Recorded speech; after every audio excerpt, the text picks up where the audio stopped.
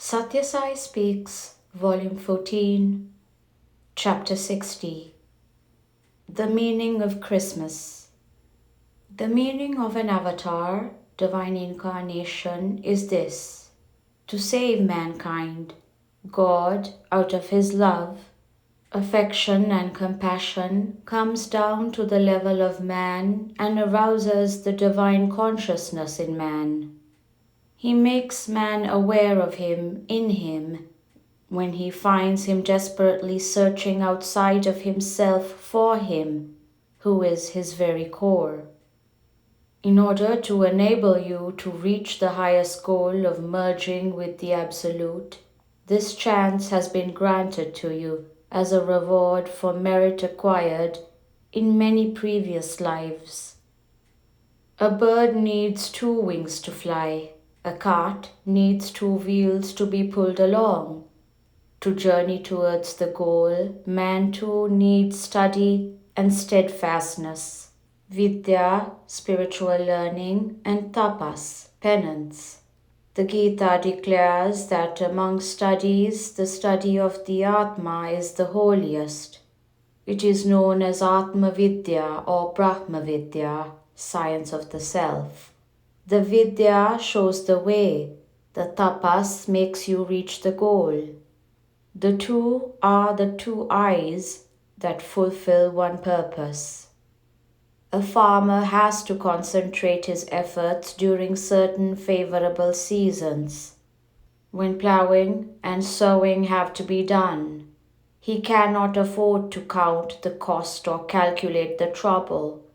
Rain or shine, night or day, he has to do the task so that he can reap the harvest. So too, for you students, this is the period of life when you have to be active and alert. Your future is shaped by what you do now. Now is the very foundational stage of your life when you prepare your mind to meet its challenges and your intelligence to solve its riddles. God alone is the Guru, others are teachers. You are called Vidyarthi, one who seeks Vidya. But it is a misfortune that most students seek no Vidya, subjective enlightenment, but Vishaya, objective pleasure. Both Guru and Shishya, teacher and pupil, have fallen from the ideal. The pupil should be the player and the teacher the director.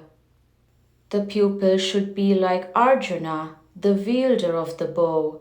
The teacher should be like Krishna, the Yogeshvara, Lord of Divine Communion. The pupil should be the Purusha, person, and the Guru, the Purushottama, spiritual preceptor. This is the reason why the Guru is exalted as Brahma, Vishnu, and Maheshvara, and as Parabrahma, Supreme Reality itself. God alone is the Guru. Others can be at best Upadhyas or Adhyapaks, teachers, instructors.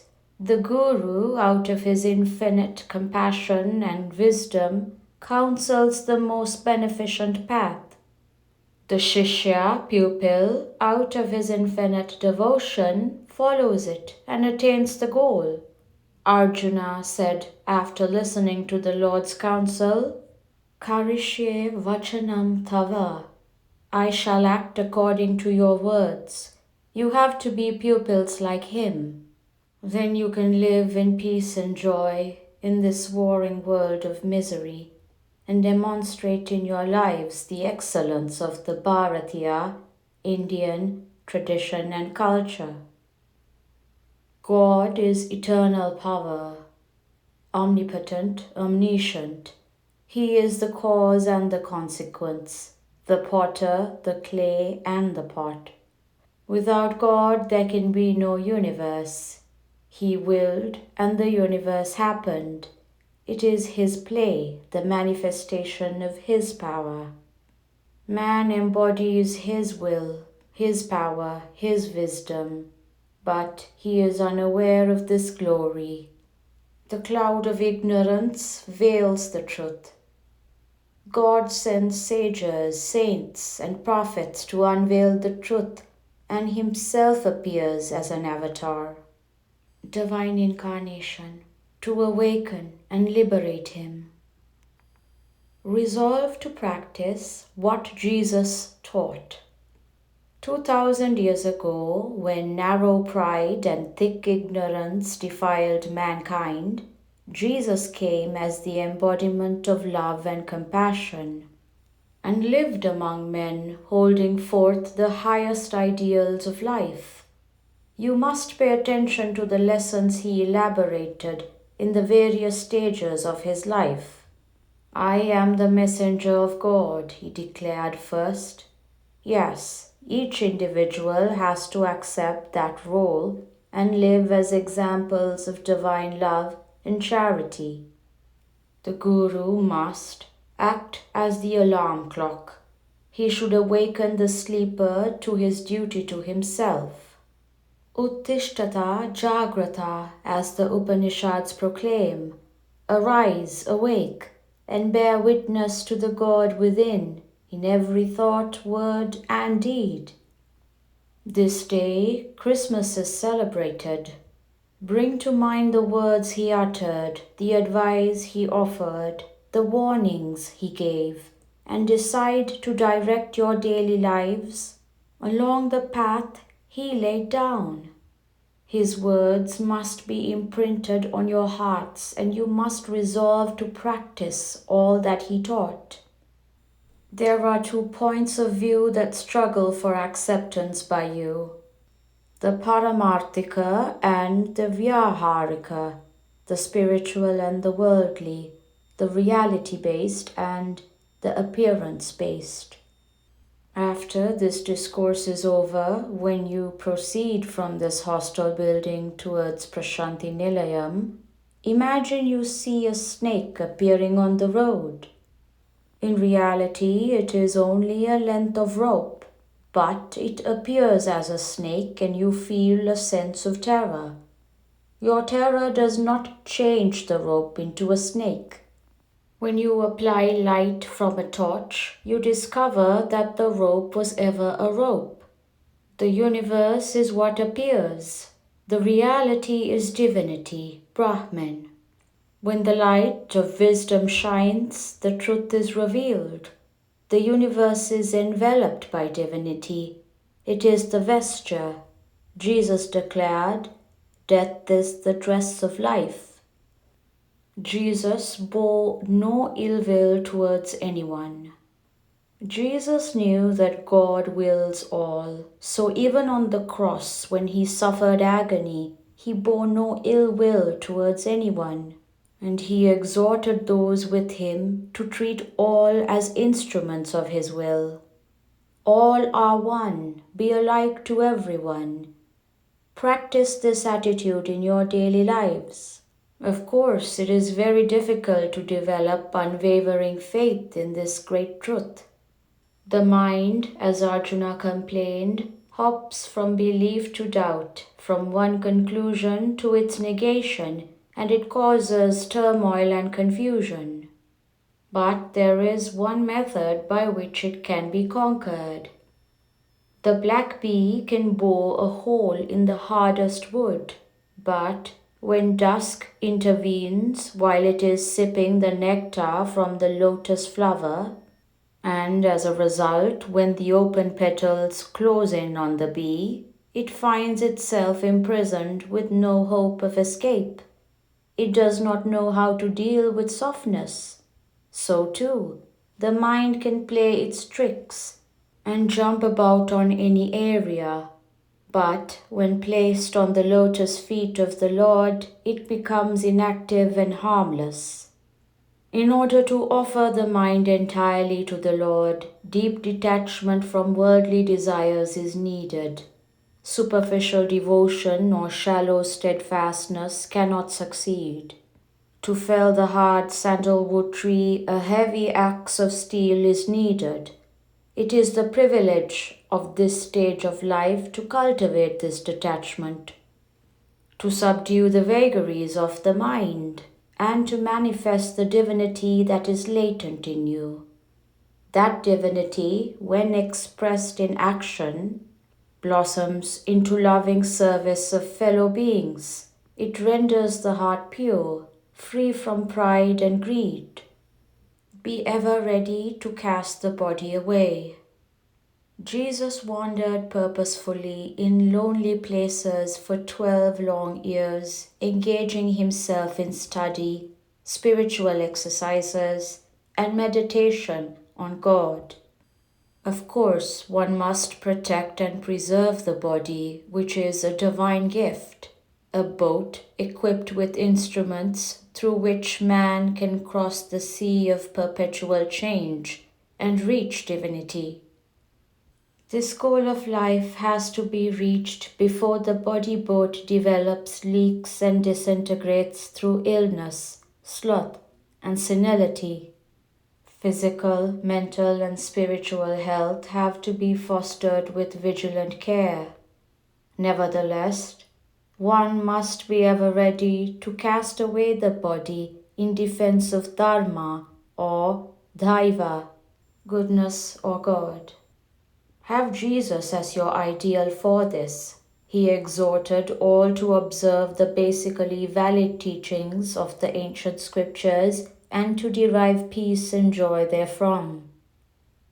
The Jews held the rituals and regulations laid down by the prophets in the scriptural texts as valid for all time, and so they held the teachings of Jesus as wrong.